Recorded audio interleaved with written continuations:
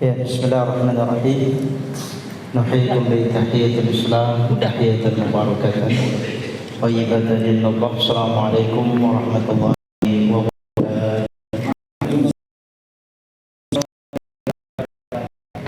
Innal hamdalillah nahmaduhu wa nasta'inuhu wa nastaghfiruh wa na'udzu billahi min shururi anfusina wa min sayyiati a'malina. من يهده الله فلا مضل له ومن يضلله فلا هادي له أشهد أن لا إله إلا الله لا شريك له بربوبيته وإرغاما بمن جاهد به وكفر وأشهد أن محمدا عبده ورسوله سيد البشر وأحسن الخلائق وسيد الأنبياء والمرسلين ما بعد قال الله تعالى في كتابه الكريم وهو القائلين وأحسن القائلين أعوذ بالله من الشيطان الرجيم يا أيها الذين آمنوا اتقوا الله حق تقاته ولا تموتن إلا وأنتم مسلمون وقال أيضا يا أيها الذين آمنوا اتقوا الله وقولوا قولا سديدا يصلح لكم أعمالكم ويغفر لكم ذنوبكم ومن يطع الله ورسوله فقد فاز فوزا عظيما قال الرسول صلى الله عليه وسلم في حديثه فإن أصدق الحديث الله وخير الهدى محمد صلى الله عليه وسلم وشر الأمور محدثاتها فإن كل محدثة بدعة وكل بدعة ضلالة في النار أما بعد. Pertama-tama segala puja dan puji syukur sama-sama kita panjatkan kehadirat Allah Subhanahu wa taala, Rabb semesta alam, penguasa jagat raya semesta. Sore hari ini bertepatan dengan 8 Muharram 1447 Hijriah. Allah Subhanahu wa taala masih berikan kepada kita kesehatan, kesempatan, kekuatan dan keistiqomahan untuk bisa kembali berkumpul di sini di tempat ini. Alhamdulillah, setelah pada bulan yang lalu bertepatan di Jumat yang pertama kita melaksanakan Idul Kurban, dan sekarang 1 bulan kemudian, yaitu ada di tanggal 8 Muharram 1447 Hijriah, sudah beda tahun, beda bulan. Ini menunjukkan kepada kita, 1, udah otomatis semakin tua, 2, otomatis semakin dekat dengan kematian. Tapi terlebih daripada itu, tentu banyak nilai pengajaran yang bisa kita petik pada bulan ini, bahwa 1440 tahun yang lalu Rasulullah hijrah, meninggalkan keluarga, meninggalkan tempat tinggalnya, meninggalkan bisnisnya bersama dengan para sahabat yang mereka sudah mulai merintis perjuangan keluarga, merintis juga ekonomi yang ada di Mekah, tapi harus ditinggalkan. Sama mungkin kalau misalnya perintah ini datang kepada kita saat ini, kita sudah menemukan kenyamanan ada di lingkungan tinggal misalnya, karena di situ kajiannya, kesadaran dari orang tinggi, kemudian kesadaran dalam beragama kuat, sehingga kemudian kita dapat tugas misalnya dari pihak lembaga kita, institusi atau perusahaan untuk dimutasi, ditim pindah ke tempat yang lain yang kita mungkin tidak tahu, tidak kenal tempat itu di mana. Ya, tiba-tiba kita harus dipindahkan ke sana, pasti sangat berat. Ya, apalagi sudah menemukan kehidupan di tempat kita tinggal saat ini. Itu juga yang dialami tentu oleh para sahabat dan Nabi SAW yang ikut berhijrah bersama dengan mereka. Tapi lihat bagaimana perencanaan yang sangat matang, setting, planning yang dibuat oleh Nabi SAW ketika beliau berhijrah. Keluar malam-malam, ya, lewat jalan yang tidak biasa dilewati oleh banyak orang menuju ke Madinah. Terus beliau memilih teman untuk bersafar. Ini salah satu anjuran. Ya, ketika orang bersafar yang disebut oleh Nabi SAW qit'atun minal adab, serpihan daripada adab, maka dia pilih orang yang bisa menemani, orang yang tahu jalan, ditunjuk sebagai dalil, ya, sebagai orang yang memberikan petunjuk jalan. Kemudian beliau mampir dulu di Gua Sur selama beberapa hari, mengirimkan Abdullah bin Abi Bakrin As-Siddiq radhiyallahu ta'ala anhu untuk menjadi mata-mata intelijen, mengorek informasi yang ada di kalangan orang-orang kafir Quraisy yang ada di bawah, apa yang mereka rencanakan ketika mengetahui bahwa Rasul sudah hijrah ke Madinah. Ternyata mereka membuat ju'alah, yaitu membuat sayembara, siapa yang bisa menangkap Nabi SAW hidup atau mati akan mendapatkan 10.000 dinar. Ini diberitahu kepada Nabi. Begitu juga Nabi memilih seksi logistik, ada dalam diri Asma binti Abi Bakar yang dapat tugas dari Nabi SAW untuk mengantarkan makanan sehari 2 kali. Bayangkan, sehari 2 kali seorang perempuan harus naik ke atas Jabal Sur untuk mengantarkan ini kepada Nabi dan ayahnya Abu Bakar As-Siddiq. Tapi terlebih daripada itu, ternyata kejayaan Islam perlu diperjuangkan, perlu dikorbankan. Inilah nilai-nilai yang bisa kita petik sebagai faedah, bahwa Nabi SAW bukan hanya sekedar melaksanakan perintah Allah, tapi ada sebuah masa depan yang diharapkan, dicita-citakan, diinginkan oleh Nabi ketika beliau hijrah. Ya, sesampainya di kota Madinah, untuk mempersaudarakan antara orang Muhajirin yang datang ke negeri Ansor. Ya, tentu bagi orang-orang Ansor yang merupakan penduduk pribumi dari orang-orang Madinah juga tidak mudah, kedatangan tamu yang begitu banyak. Mereka juga tidak kenal siapa mereka, sementara harus memberikan sambutan kepada mereka, bahkan harus menolong mereka. Ya, karena itulah 90 orang, 45 orang dari orang-orang Mekah dan 45 orang dari orang-orang Ansar, orang-orang Madinah, dipersaudarakan oleh Nabi SAW agar ikatan persaudaraan ini semakin kuat. Inilah cara-cara yang ditempuh ketika Nabi SAW berhijrah, yang semangat ini, motivasi ini menyemangati kita. Ya, pasti kesalahan dan dosa, perbuatan maksiat yang sudah kita koleksi pada tahun yang lalu sudah sangat banyak. Mungkin tidak bisa kita ingat-ingat, mungkin kita sudah dibuat lupa dan memang kita ingin melupakannya. Tapi tentu ini muncul dari sebuah kesadaran dan harapan bahwa di tahun ini semoga Allah Subhanahu wa taala memberikan kepada kita yang lebih baik lagi dari hari ini, ya, lebih baik lagi daripada yang kemarin, hari esok lebih baik lagi daripada hari ini, begitu seterusnya. Ya, sehingga ketika ajal itu menjemput, yang Allah Subhanahu wa taala sampaikan, la yuakhirullahu nafsan idza jaa ajaluha. Ketika Allah Subhanahu wa taala sudah sampaikan ajal kepada seseorang, tidak akan bisa diakhirkan, tidak akan bisa ditunda, maka kondisi itu sudah siap. Kemudian yang kedua, selawat dan salam juga tidak lupa dan lalai sama-sama kita sanjungkan pada uswah kedua kita, tauladan kita, manusia pilihan, Nabi akhir zaman Muhammad bin Abdullah sallallahu alaihi wasallam. Semoga salawat dan salam senantiasa tercurah pada beliau, keluarganya, para sahabatnya, dan semua yang mengikuti mereka sampai akhir zaman kelak.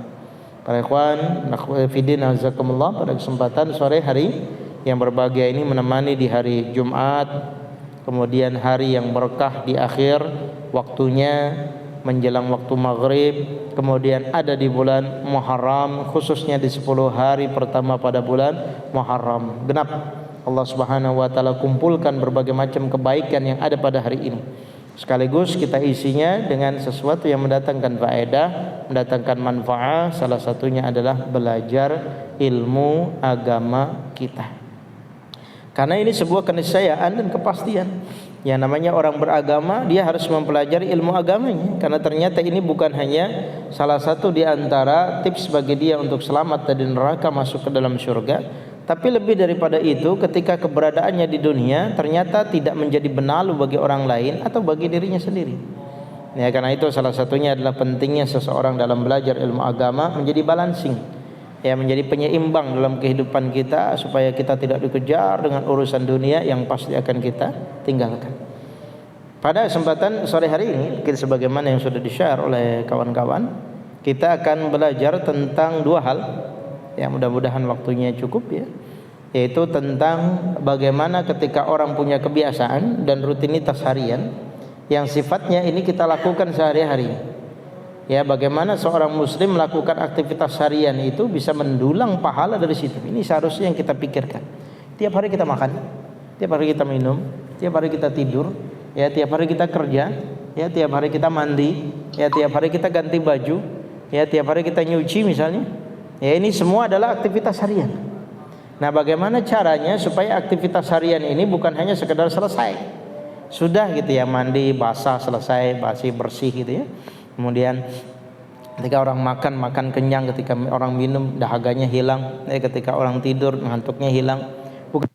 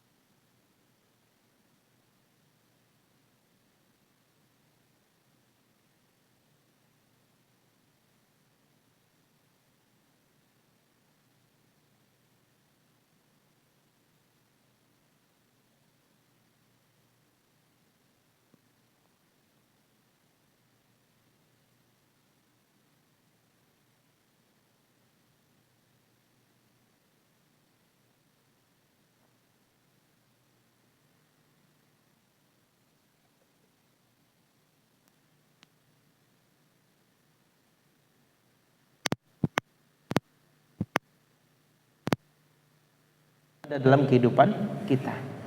Nah, begitu juga ternyata dalam masalah bersin ini adalah sebuah nikmat yang Allah Subhanahu wa taala berikan kepada kita. Kenapa? Disebutkan oleh Syekh Shalih Fauzan, beliau mengatakan li'annahu yakhruju al-bukhar. Karena dengan bersin itu bisa mengeluarkan kotoran-kotoran yang ada di dalam hidung, rongga pernapasan, yang ini bagian daripada nikmat dari Allah. Secara umum Allah Subhanahu wa taala mengkategorikan melalui lisan Nabi sallallahu alaihi wasallam ya bahwa Allah Subhanahu wa taala mencintai bersin dan Allah Subhanahu wa taala tidak menyukai atau membenci menguap. Ya, membenci menguap tapi mencintai bersin. Ini adalah sebuah hadis dari Nabi sallallahu alaihi wasallam. Kalau kita baca dalam konteks hadis ini, ketika Allah Subhanahu wa taala menyukai bersin dan membenci menguap, mungkin pertanyaannya, bukankah kedua-duanya datang dari Allah Subhanahu wa taala? Orang bersin itu juga atas kehendak Allah. Begitu juga orang menguap juga atas kehendak Allah. Sehingga para ulama, termasuk salah satunya Syekh Sa'ad Al-Qahtani hafizahullah taala, beliau menyebutkan ketika menjelaskan hadis ini yang menjadi sebabnya apa yang membuat Allah Subhanahu wa taala mencintai orang yang bersin kemudian tidak suka dengan orang yang menguap. Kenapa? Salah satunya adalah sebab yang paling besar adalah ketika seseorang ini bersin, ya bisa meringankan dirinya, membuat badannya, tubuhnya lebih ringan, lebih enteng, dan memberikan kekuatan kepada orang tersebut. Salah satunya adalah untuk melakukan aktivitas ibadah apalagi. Beda dengan orang yang menguap, yang disebut tasa'ub dalam bahasa Arab. Ya, identiknya orang yang menguap adalah identik sesuatu yang malas, ngantuk, tidak semangat, pesimis dan seterusnya. Nah, sehingga sebab inilah yang membuat Allah Subhanahu wa taala mencintai orang yang bersin, kemudian membenci orang yang menguap. Ya, pada dasarnya ketika kita menguap ketika sholat atau di luar sholat, berusaha untuk bisa menahan itu. Tapi berbeda dengan bersin. Ya, bersin tidak boleh ditahan, ya. Dimakruhkan untuk ditahan, kalau bisa dikeluarkan. Walaupun ada cara-caranya, ada adab-adabnya. Di sini kita akan belajar salah satunya adab dalam masalah bersin ini. Berkaitan dengan adab bersin, maka ditinjau dari dua sudut pandang. Satu adalah sudut pandang orang yang bersin. Dua adalah sudut pandang orang yang mendengar saudaranya bersin. Kedua ya. Satu, bagaimana dari orang yang bersin. Yang kedua, bagaimana orang yang mendengar saudaranya bersin. Ya, karena itulah Nabi SAW di sini bersabda, wa anhu di sini yang dimaksud adalah periwayat daripada perawi sebelumnya, yaitu Ali bin Abi Thalib. Walaupun di sini disebutkan ya bahwa yang telah ditarji ya oleh sang periwayat yang meriwayatkan hadis ini bukanlah Ali bin Abi Thalib tapi Abu Hurairah radhiyallahu taala anhu ya. Taib, di hadis yang ke-10, anin Nabi sallallahu alaihi wasallam qala, dari Nabi sallallahu alaihi wasallam beliau bersabda, idza atasa ahadukum falyaqul alhamdulillah. Apabila salah seorang di antara kalian itu bersin, maka hendaknya dia mengucapkan alhamdulillah, segala puji bagi Allah. Falyaqul lahu akhuhu, maka kemudian hendaknya saudara yang mendengarkan saudaranya bersin ini, dia mengucapkan yarhamukallah, semoga Allah Subhanahu wa taala merahmatimu. Fa idza qala lahu yarhamukallah, kalau dia orang yang mendengar bersin kita tadi mengucapkan yarhamukallah, falyaqul yahdikumullah wa yuslih balayakum, hendaknya dia mengucapkan semoga Allah Subhanahu wa taala memberikan petunjuk kepadanya, kepada kalian, wa yuslih balakum, dan memperbaiki urusan kalian. Di sini diriwayatkan Imam Al-Bukhari rahimahullahu taala. Dari sini mungkin sepintas kita sudah lakukan, menjadi rutinitas bagi kita kalau kita bersin. Walaupun kalau kita seringnya ketika bersin mengucapkan alhamdulillahnya, ya, kemudian orang lain yang mendengar belum tentu menjawab yarhamukallah. pelit, bakhil, pura-pura nggak dengar atau yang lain, sehingga dia tidak mengucapkan yarhamukallah. Bahkan juga kita tidak sedikit temui ketika orang bersin mengucapkan alhamdulillah dalam hati, tidak diucapkan dengan keras alhamdulillah sehingga temannya tidak dengar dia ngomong alhamdulillah atau tidak. Ya, maka di sini kita akan dudukkan permasalahannya menjadi dua. Yang pertama adalah dari sudut pandang orang yang bersin. Ya, satu dari sudut pandang orang yang bersin. Satu, hendaknya bagi orang yang bersin, ya, ketika dia bersin ada beberapa hal yang perlu dia perhatikan. Satu adalah dengan mengucapkan hamdalah. Dengan mengucapkan hamdalah. Ada beberapa redaksi yang disebutkan dalam 4 periwayatan yang berbeda. Kalau ini disebutkan riwayat Bukhari, kemudian ada riwayat Bukhari yang lain dengan lafaz yang berbeda. Begitu juga diriwayatkan oleh Imam Ahmad, ya, dan Imam At-Tirmidzi, Imam Abu Dawud dan yang lainnya. Ada 4 redaksi, ya, yang boleh diucapkan ketika orang mengucapkan alhamdulillah, ketika orang bersin. Yang pertama berdasarkan dengan konteks hadis ini, ya, falyaqul alhamdulillah, hendaknya bagi orang yang bersin dia mengucapkan alhamdulillah, segala puji bagi Allah.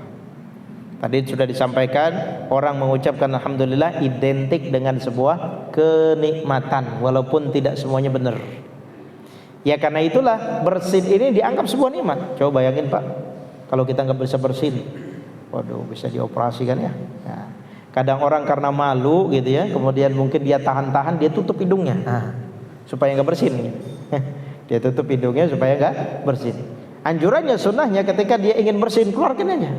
Cuman ada caranya, bagaimana caranya nanti mengeluarkannya. Ada aturannya, ada adab-adabnya dan ada etikanya.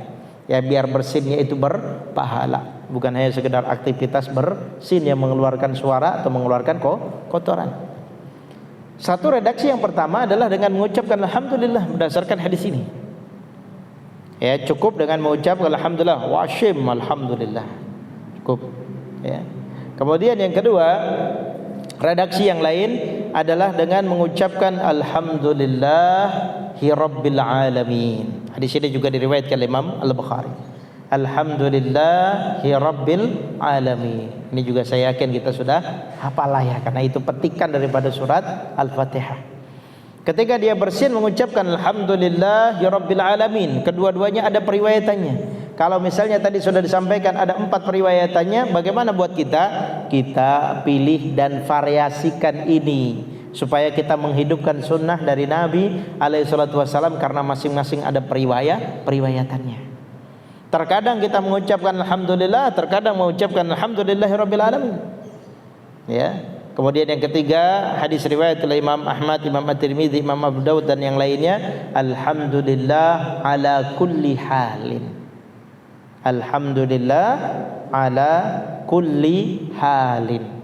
Segala puji bagi Allah Subhanahu wa taala dalam setiap keadaan. Ini yang sebagaimana sering kita sampaikan, bahwa kalangan sahabiah, yaitu sahabat perempuan yang hidup di zaman Nabi sallallahu alaihi wasallam, tangannya terluka, kemudian mengucapkan alhamdulillah ala kulli halin, dan para sahabat laki-laki mendengar apa yang diucapkan oleh wanita tersebut, sehingga mereka bertanya kepada wanita ini, kenapa kamu kena musibah seperti ini masih bisa mengucapkan alhamdulillah? Karena itulah yang saya dengar dari Nabi alaihissalam, alhamdulillah ala kulli hal. Segala puji bagi Allah Subhanahu wa taala dalam segala hal, dalam setiap kondisi dan keadaan, termasuk ketika dia bersih. Ya, dan redaksi yang keempat adalah dengan mengucapkan kalimat yang lebih panjang, kalimat yang lebih sempurna. Ya, sebagaimana ini yang diucapkan oleh seorang sahabat Muawiyah Ibnul Hakam As-Sulami. Nanti dalam sebuah periwayatan insyaallah akan kita sentuh dalam urusan itu. Ya, ketika dia mengucapkan ucapan setelah bersin, alhamdulillah hamdan katsiran tayyiban mubarakan fi kama yuhibbu rabbuna wa yardah. Ini mungkin sudah sering didengar kalau ada muqaddimah, khutbah kedua, tausiah, ya, khutbah nikah. Nah, seringkali disebut kalimat ini yang masuk juga dalam ayat Al-Qur'an. Alhamdulillah hamdan katsiran tayyiban mubarakan fi kama yuhibbu rabbuna wa yardah. Ada yang hafal Pak? Hah? Alhamdulillah hamdan katsiran thayyiban mubarakan fi kama yuhibbu rabbuna wa yardah. Bareng-bareng Pak ya. Alhamdulillah hamdan katsiran thayyiban mubarakan fi kama yuhibbu rabbuna wa yardah. Nah, mungkin sering atau kita nggak pernah dengar ada orang asyik mengucapkan ini. Paling banter yang paling sedikit tadi alhamdulillah saja. Karena mungkin nungguinnya takut orang kabur duluan gitu ya. Belum dijawab, dianya belum selesai baca. Alhamdulillah hamdan katsiran thayyiban mubarakan fi. Segala puji bagi Allah Subhanahu wa taala dengan pujian yang banyak. Thayyiban mubarakan fi, dengan pujian yang baik yang diberkahi oleh Allah Subhanahu wa taala pada pujian tersebut. Kama yuhibbu rabbuna wa yarda, sebagaimana yang disukai, dicintai, diridhai oleh Tuhan kita Allah Subhanahu wa taala. Ini 4 periwayatan ketika orang mengucapkan, ketika orang bersin kemudian mengucapkan alhamdulillah. Kemudian adab kedua yang perlu diperhatikan bagi orang yang bersin adalah menutup mulutnya. Menutup mulutnya. Ya, bagaimana ketika orang bersin itu mengeluarkan kotoran. Mengeluarkan kotoran.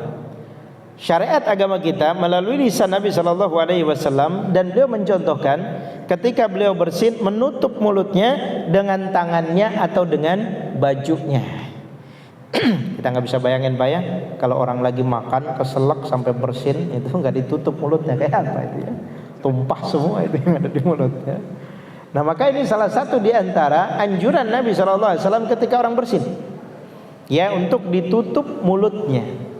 Ya, maka anjuran kita ketika dulu zaman COVID-19 kita pakai masker gitu ya, kemudian ditutup mulutnya gitu ya. Dan ini sudah diajarkan oleh Islam, walaupun bahasanya bukan masker, bahasanya tangan atau baju. Ini yang diajarkan oleh Nabi SAW ketika orang bangkis bersin gitu bahasa kitanya, menutup mulutnya dengan tangannya atau dengan bajunya. Kemudian adab yang ketiga adalah hendaknya bagi orang yang bersin tadi, atau disebut al-atis dalam bahasa Arab, al-atis ya dalam bahasa Arab, adalah hendaknya bagi orang tersebut mengecilkan suaranya. Nabi SAW menyebutkan dalam sebuah hadis ya, wa khafadha fihi sautahu. Nabi SAW merendahkan suaranya ketika bersin. Ada anggapan dari orang-orang jahiliyah dahulu bahwa orang bersin semakin keras suaranya itu akan semakin menimbulkan kesialan bagi orang yang bersin.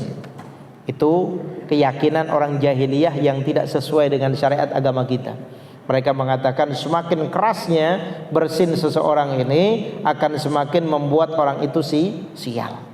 Nah, tidak bisa dalam syariat agama kita ya bahwa menyandarkan kesialan dengan bersin dan suara orang bersin.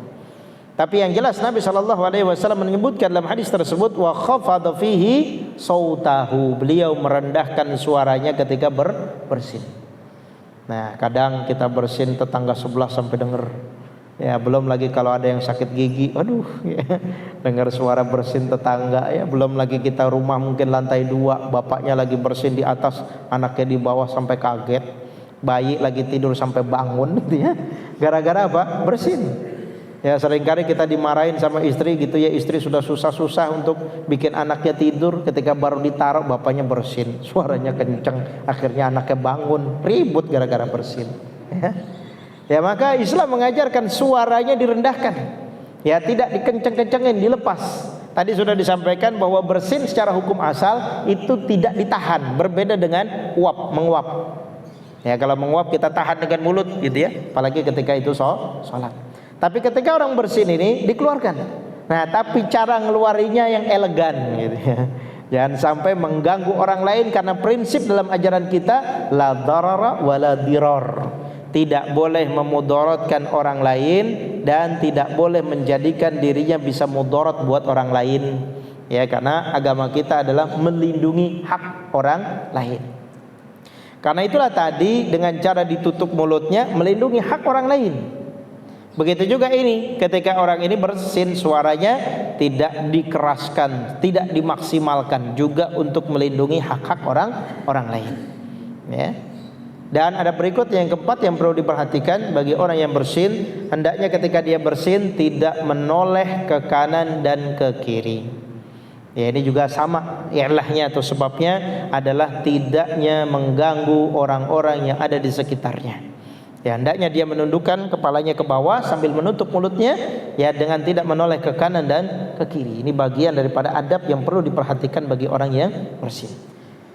Kemudian yang kedua, adab bagi orang yang mendengar suara orang yang bersin, atau bagi orang yang bersin mengucapkan hamdalah tadi, apa yang dilakukan bagi saudaranya ketika dia mendengar. Dalam hadis tadi disebutkan, falyaqul lahu akhuhu aw sahibuhu yarhamukallah. Maka hendaknya bagi orang yang mendengar suara dari orang yang mengucapkan alhamdulillah setelah bersin, ya, maka dia mengucapkan yarhamukallah. Maknanya adalah semoga Allah Subhanahu wa taala merahmati Anda. Semoga Allah Subhanahu wa taala memberikan rahmat kepadamu. Nah, ini adalah sebuah ucapan doa. Ucapan doa yang sangat luar biasa yang diberikan oleh saudara kita ketika kita bersin mengucapkan alhamdulillah. Karena itulah ketika kita ingin doakan mengucapkan yarhamukallah oleh orang yang mendengar suara bersin kita, maka syaratnya tadi mengucapkan alhamdulillah dengan suara keras. Artinya bisa didengar oleh orang yang ada di sekitar kita, kanan dan kiri kita. Alhamdulillah. Ya, dan selesaikan dulu, ya, hashimnya atau bersinnya itu. Ya, washing baru alhamdulillah. Tidak sekaligus washing sambil alhamdulillah gitu ya.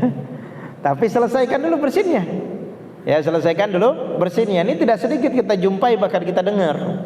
Ya, ketika orang sedang bersin, ya, untuk mengirit, ya, sekaligus untuk mengefisienkan dia supaya tidak mengucapkan lagi sambil bersin sambil alhamdulillah. Ya, tapi selesaikan dulu bersinnya, ya, dengan gaya bersinnya tadi yang tidak mengeraskan suaranya, baru mengucapkan alhamdulillah. Dan yang mendengar saudaranya jangan pelit-pelit, jangan ragu-ragu, jangan takut-takut, dan jangan malu-malu untuk mengucapkan yarhamukallah. Walaupun orang yang bersin dan mengucapkan alhamdulillah tadi tidak kita kenal, di tempat umum, di busway, di kereta. Nah, ini kan sering kita dengar, apalagi lagi umpel-umpelan, lagi macet-macetan gitu ya, ada orang mengucapkan alhamdulillah yarhamukallah. Kita ucapkan yarhamukallah karena itu doa bagi kita dan hak muslim dengan muslim yang lain. Sebagaimana dulu di hadis yang pertama dalam kitab ini sudah kita sebutkan, ada hak muslim dengan muslim yang lain yang harus kita tunaikan. Salah satunya adalah idza atasa fahamidallaha fashamidhu. Kalau misalnya ada orang yang bersin, dia mengucapkan alhamdulillah tadi, maka doakan dia dengan mengucapkan yarhamukallah. Ucapkan yarhamukallah. Berarti semoga Allah Subhanahu wa taala merahmatimu. Ya, semoga Allah merahmati Anda. Ini adalah sebuah etika dan adab bagi orang yang mendengarkan suara orang yang bersin dan mengucapkan alhamdulillah. Sekarang mungkin yang jadi pertanyaan, ya, bagaimana kalau misalnya ada orang yang bersin kemudian dia tidak mengucapkan alhamdulillah? Apakah kita negur dia dengan mengucapkan yarhamukallah padahal dia belum mengucapkan alhamdulillah? Gimana, Pak? Ada orang bersin, dia nggak ngomong alhamdulillah, kita harus doakan dia atau diam aja? Doakan ya. Kita doakan orang yang menang baik gitu ya. Ya, nggak ngomong apa-apa gitu ya. Satu, ingatkan dulu lah, ya, ingatkan dulu ya, nasihatkan bahwa Anda sudah bersin, ya, ngomong alhamdulillah. Tegur, ingatkan dia, barangkali dia lupa, ya, barangkali dia tidak tahu, ucapkan alhamdulillah. Ya, setelah dia mengucapkan alhamdulillah, kalau dia tidak mau, ya, kemudian kalau dia mau, dia mengucapkan alhamdulillah, baru kemudian kita doakan dia yarhamukallah. Ya, kita ingatkan, kemudian kita ucapkan yarhamukallah. Pertanyaan kedua, misal ada kasus begini, orang bersin, kemudian dia mengucapkan alhamdulillah, tapi kita nggak dengar, tapi kita tidak dengar. Tapi di sekitar kita, kanan kiri kita, orang ngomong yarhamukallah semua. Mungkin kita lagi sibuk nulis gitu ya, lagi kajian misalnya gitu ya. Kemudian ada orang-orang di kanan kiri kita ngomong yarhamukallah karena ada yang bersin. Tapi ada yang bersin kita dengar, tapi dia mengucapkan alhamdulillahnya tidak kita dengar. Ya, apakah kita mesti ngomong yarhamukallah juga atau tidak? Ya, boleh. Ya, kita mengucapkan yarhamukallah, mengucapkan hal yang demikian. Ya, bagaimana? Mana dalilnya? Suatu saat ada salah seorang sahabat, ya, ada salah seorang sahabat yang ini nanti masuk dalam hukum ya orang yang sedang bersin di dalam sholat. Ya, orang yang bersin di dalam sholat. Nanti juga ada hukumnya bagaimana orang ketika bersin mengucapkan alhamdulillah boleh enggak? Gitu ya. Terus begitu juga ketika orang ini sudah mengucapkan alhamdulillah boleh enggak kita jawab yarhamukallah padahal mungkin lagi sujud gitu ya. Orang ini lagi sujud atau lagi rukuk, lagi i'tidal, lagi tasyahud gitu ya. Lagi nungguin imam belum salam-salam, ya tiba-tiba ada orang bersin. Wah, syim, alhamdulillah yarhamukallah. Itu satu jamaah ngomong semua gitu ya. Kayak gitu apakah diperbolehkan oleh syariat atau tidak? Ya, termasuk ini pernah terjadi pada seorang sahabat yang bernama Muawiyah bin Hakam As-Sulami. Ya, ketika Nabi SAW ini sedang mengimami sholat, ya, kemudian dia mengucapkan alhamdulillah. Ya, dia mengucapkan alhamdulillah dengan bacaan alhamdulillah dengan redaksi dan narasi yang keempat tadi. Jadi dia bersin, ya, Muawiyah tadi dia bersin. Kemudian setelah dia bersin, dia mengucapkan alhamdulillah hamdan katsiran thayyiban mubarakan fi kama yuhibbu rabbuna wa yardah. Itu lagi salat. Ya, itu lagi salat. Ya, berarti setelah selesai salat ya, setelah selesai salat, ya, maka apa? Namanya Abu Rifa'ah ya. Kalau Muawiyah dalam hadis yang lain ketika dia menjawab ya di dalam salat, ya menjawab dengan yarhamukallah. Ya, saya urutkan dulu. Muawiyah bin Hakam As-Sulami ketika ada salah seorang sahabat yang sedang sholat bersama dengan Nabi, berarti sholat berjamaah. Kemudian sahabat ini bersin dan mengucapkan alhamdulillah. Ya, mengucapkan alhamdulillah. Kemudian Muawiyah bin Hakam As-Sulami mengucapkan yarhamukallah. Maka beliau jelaskan di dalam hadisnya ini bahwa ketika saya mengucapkan alhamdulillah, saya mengucapkan yarhamukallah, semua jamaah itu melihat kepada dia dengan pandangan semuanya melihat kepada si Muawiyah bin Hakam As-Sulami ini. Ketika dia mengucapkan alhamdulillah, sehingga dia mengucapkan apa? Dalam hatinya dia mengatakan faqultu kanat hadhil ummatu ma sya'nukum. Apa yang terjadi dilakukan oleh para umat kaum muslimin saat itu sedang sholat ini, kenapa mereka tanduruna ilayya, kenapa semuanya pada ngeliatin saya?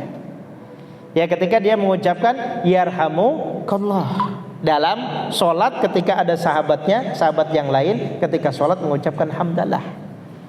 Dan orang-orang yang jadi makmum juga ketika melihat daripada Muawiyah bin Hakam As-Sulami ini semua pada nepuk pahanya, isyarat. Karena kan nggak boleh ngomong, jangan ngomong begitu, batal sholatnya. Semuanya nepuk paha. Artinya apa? Memberikan isyarat kepada Muawiyah jangan dijawab. Ya, jangan dijawab. Ya, berarti dari sini diambil dalil ketika orang sedang sholat maka ada orang mengucapkan alhamdulillah di dalam sholat ketika dia bersin, itu boleh berdasarkan hadis Abu Rifa'ah tadi. Ya, ketika Nabi SAW memimpin sholat, kemudian Abu Rifa'ah tadi bersin dan mengucapkan alhamdulillah hamdan katsiran thayyiban mubarakan fih. Setelah selesai, kemudian Nabi bertanya kepada para sahabat, siapa di antara kalian tadi yang mengucapkan alhamdulillah hamdan katsiran thayyiban mubarakan fih ketika setelah bersin? Karena para sahabat takut gak ada yang ngacung. Ya, sampai Nabi tanya 2 kali, siapa sahabat tadi yang tadi mengucapkan kalimat alhamdulillah hamdan katsiran thayyiban mubarakan fih kama yuhibbu rabbuna wa yardah? Siapa? Enggak ada yang ngacung, takut semua. Baru ketiga kalinya kata Abu Rifa'ah, saya ngacung, saya Rasulullah. Sudah pasrah, sudah pasang badan. Tapi apa kata Rasulullah SAW ketika mengetahui bahwa itu yang dilakukan oleh Abu Rifa'ah? Kata Nabi SAW, saya melihat 30 malaikat lebih, mereka berebut untuk naik ke atas langit untuk membawa apa yang kamu baca. Ya, apa yang kamu baca. Ini menjadi dalil bahwa ketika orang bersin ya di dalam sholat, boleh dia mengucapkan hamdalah, tapi tidak boleh dijawab. Ya, tidak boleh dijawab. Begitu juga ada kisah yang menarik datang dari Imam Abu Dawud rahimahullah, ya. Jadi pelajaran berharga buat kita, ya. Imam Abu Dawud suatu saat beliau sedang berlayar, ya. Ini menjadi dalil akhirnya dibolehkan bagi orang yang menjawab, ya, orang menjawab ketika orang itu dalam keadaan jauh, dalam kondisi jauh, ya.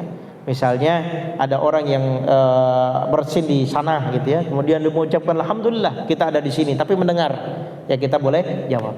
Imam Abu Daud suatu saat sedang berada di atas perahu besar, yang ini belum sempat berlayar gitu, ya, baru berlayar baru sedikit ini.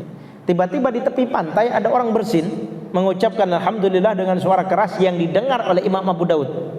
Yang didengar oleh Imam Abu Daud. Apa yang dilakukan oleh Imam Abu Daud? Dia nyewa perahu layar, perahu kecil, perahu dayung 1 dinar. Yang tadinya sudah mulai berlayar, kemudian dia berhenti kapalnya, nyewa perahu 1 dinar untuk bisa datang ke tepi pantai, nyamperin orang yang bersin tadi, untuk cuman ngomong yarhamukallah gitu tuh. Masya Allah.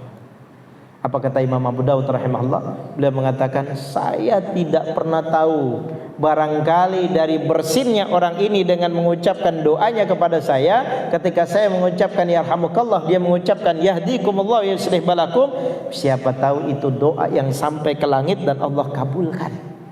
Subhanallah, ya. Maka ulama yang menceritakan tentang riwayat ini mengatakan Imam Abu Dawud telah membeli surga dengan harga 1 dinar. Ya, bagaimana dia harus menyewa 1 dayung, perahu dayung kecil untuk nyamperin orang yang bersin doang di pinggir pantai, hanya cukup mengucapkan yarhamukallah. Sampai orang yang bersin tadi bertanya kepada Imam Abu Dawud, kenapa nggak dijawab di sono aja gitu, ya. Di perahu cuma dijawab yarhamukallah. Kalau anda nggak dengar, kamu nggak akan menjawab yahdikumullah wa yuslih balakum. Karena itulah saya bela-belain untuk datang ke sini supaya engkau juga mendoakan saya, barangkali doamu itu sampai ke atas langit dan Allah kabulkan. Ya, ini dalam urusan kecil, ya, dalam urusan bersin. Ya, dan bagi orang yang mendengarkan kalimat yarhamukallah tadi, fa idza qala lahu yarhamukallah falyaqul yahdikumullah wa yuslih balakum. Ya, maka hendaknya orang yang bersin tadi ketika dia mendengar ucapan yarhamukallah, semoga Allah Subhanahu wa taala merahmati Anda, dia membaca yahdikumullah wa yuslih balakum. Semoga Allah Subhanahu wa taala memberikan hidayah kepadamu dan semoga Allah Subhanahu wa taala memperbaiki urusan kamu, keadaanmu. Kan luar biasa. Ya, doa yang dipanjatkan oleh seorang muslim dengan muslim yang lain dalam satu urusan bersin. Ketika ini bisa kita lakukan, bisa kita amalkan, maka bukan hanya sekedar plong hidungnya, mulutnya, kerongkongan tenggorokannya, tapi juga kita dapat keberkahan dan dapat pahala dari Allah Subhanahu wa taala. Bayangkan kalau kita bersin sendirian, kemudian yang memberikan doa banyak. Ya, mungkin orang yang mendengar ada 10 orang mendengarkan semuanya rahmukallah. Ya, kita mengucapkan yahdikumullah wa yuslih balakum. Nah, maka bisa jadi 1-2 orang di antara mereka yang Allah terima dan Allah ijabah doanya. Nah, taib sudah koma saja ini tulis saja. Taib ini bapak-bapak para ikhwah fillah jazakumullah, waktu yang berjalan cukup cepat, ya. Seharusnya ada 2 bagian yang akan kita bahas. Jadi insyaallah etika dan minum yang berpahala insyaallah akan kita bahas pada bulan yang akan datang, ya. Mohon maaf atas segala kesalahan, yang benar datangnya dari Allah Subhanahu wa taala dan Rasulnya. Saya kembalikan kepada MC, silakan. Mungkin ada sedikit hanya pertanyaan dari jamaah saya sampai jam ya.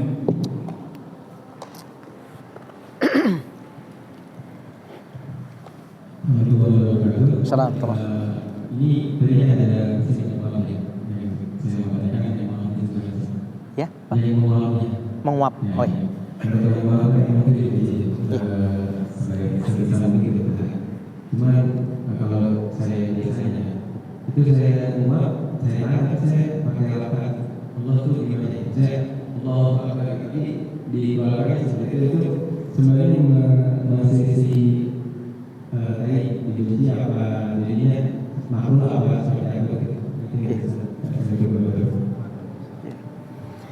Tab ya, syukran jazakallahu khair. Nanti insyaallah akan masuk juga ada tasawuf ya. Ada tasawuf itu maknanya adalah etika ketika kita menguap. Jadi salah satu di antara syaitan yang bisa masuk ke dalam tubuh manusia selain daripada aliran darah juga salah satunya melalui nguap ini. Inilah anjurannya Nabi sallallahu alaihi wasallam mengatakan dalam satu hadis, iza tasa'aba ahadukum falyumsik ya fihi bi fi. Jadi kalau misalnya ada salah seorang di antara kalian yang menguap, falyumsik ya maka hendaknya dia tahan. Ya hendaknya dia tahan. Nah maka kemudian selain itu dia tutup mulutnya, dia tahan, upayakan falyumsik. Ya, yumsik itu berusaha untuk menahan sekuat tenaga.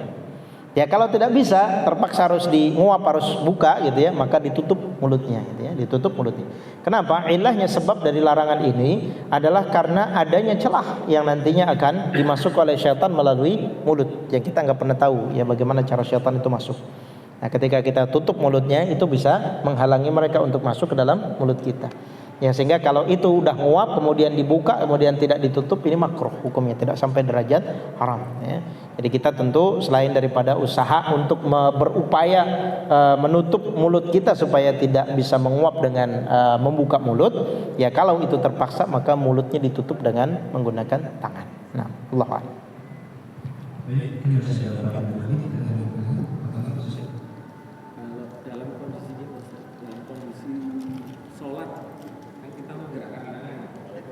Bersihnya berulang-ulang sampai 3 kali, 4 kali gitu. Ya bersin itu yang dihitung dan bisa dijawab itu maksimal 3 kali. Kalau ada yang keempat, kelima doanya beda. Karena orang ini sudah flu sudah. Ya sudah flu, sudah pilek, sudah sakit. Doanya bukan lagi yarhamukallah tapi syafakallah. Ya syafakallah, semoga Allah Subhanahu wa taala menyembuhkan Anda. Ya karena kalau orang ini sudah sakit gitu ya, karena biasanya orang kalau bersin itu sekali 2 kali sudah, tapi kalau lebih daripada 3 kali berarti flu itu ya, flu berarti doanya sudah bukan yarhamukallah tapi syafakallah la ba'sa tahurun insyaallah ya. Jadi semoga Allah dalam sholat tetap kita tutup ya, itu 4 kali kita tutup betul, setiap bersin itu selalu tutup. Ya jangan ada anggapan bahwa kalau kita lebih daripada 3 kali misalnya di satu perbuatan ketika sholat berarti membatalkan sholat, tidak. Ya kalau ada hajah silakan saja. Ada hajat itu ada kebutuhan. Ya sebagaimana ada beberapa riwayat yang Rasulullah lakukan ketika sampai membunuh kalajengking, membunuh ular padahal lagi sholatnya nggak dibatalin. Padahal namanya orang bunuh ular ya mungkin pukulannya bukan sekali langsung mati gitu ya. Mungkin berulang-ulang. Ya begitu juga ketika Aisyah itu sedang sholat, Nabi SAW pulang. Ya Aisyah sholatnya di pinggir pintu, dibuka pintunya. Aisyah tidak membatalkan sholatnya gitu ya. Jadi kalau ada hajah silakan ya, tangan kita tutup berulang-ulang apa-apa.